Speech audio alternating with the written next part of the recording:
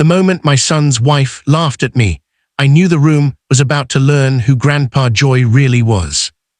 The music was still playing, glasses clinking, people smiling too hard the way they do at fancy parties. I stood near the refreshment table, holding a paper cup of lemonade, wearing my old brown blazer, the one I'd owned longer than my son's marriage. My back was straight, my hands steady, but I could feel the familiar heat of being judged crawl up my neck. "Wow," she said loudly, not even trying to whisper.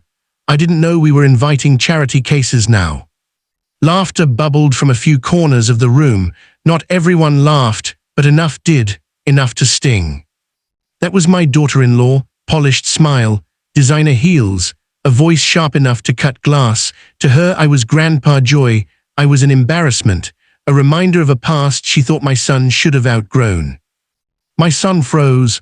I saw it in his eyes, the panic, the shame, the fear of choosing sides. He opened his mouth, then closed it again. I smiled. "You see, when you've lived as long as I have, humiliation loses its power. I'd been mocked by men with rifles in wartime, cheated by business partners who wore better suits than her husband, and underestimated by bankers who later begged for my signature.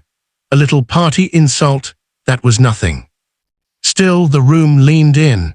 Everyone loves a public execution. "Say that again," she added, swirling her drink. "It's cute how you pretend you belong here." I took a slow sip of lemonade, set the cup down carefully. Then I cleared my throat. "Funny," I said calmly, my voice carrying without effort. "This party wouldn't exist without me." The laughter stopped, but curiosity took its place. She rolled her eyes. "Oh, please, this is my husband's promotion party." "Yes," I nodded.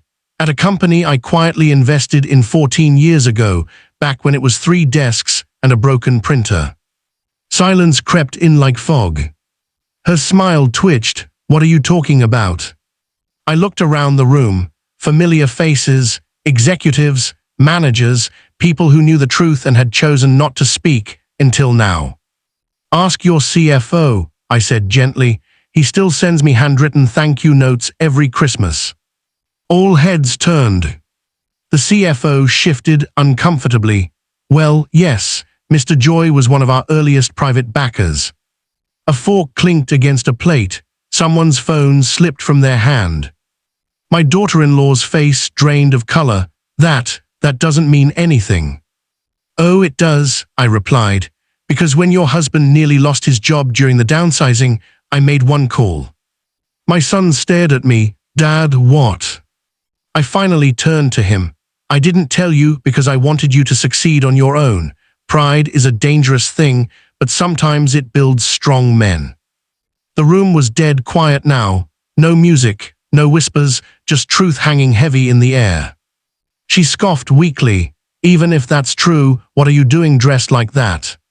I chuckled softly. "This jacket, bought it the day I signed my first $1 million deal. I keep it to remind myself where I started." I stepped closer, not threatening, just present. "You see," I continued, "real wealth doesn't shout, it doesn't need approval, and it certainly doesn't mock elders to feel important." Someone gasped. My daughter-in-law opened her mouth, but nothing came out. I turned to the guests. "I apologize for the discomfort. I didn't come to make a scene. I came to celebrate my son." Then I placed a small envelope on the table. "For you," I said to her, meeting her eyes. "A gift." Her hands trembled as she opened it. Inside was a deed to the house they lived in, paid in full. Her knees nearly buckled. "I bought it years ago," I said quietly. "Put it in your name because I believed family was worth investing in." Tears welled in her eyes, not the dramatic kind, the ashamed kind. "I only ask one thing," I added. "Respect. It costs nothing, but it's priceless." She whispered, I'm sorry." The words barely escaped her lips. I nodded once, apology accepted. Then I turned to my son, placed a hand on his shoulder, and smiled the same smile I used when he took his first steps. "Stand tall," I said. but never step on others to feel taller. The music slowly started again. Conversations resumed, but softer now, different. As I walked toward the exit, several people stopped me, hands shaken, heads bowed slightly, voices full of respect they hadn't shown me before. Outside, the night air was cool and honest. I breathed it in. They could keep their parties, their laughter, their illusions.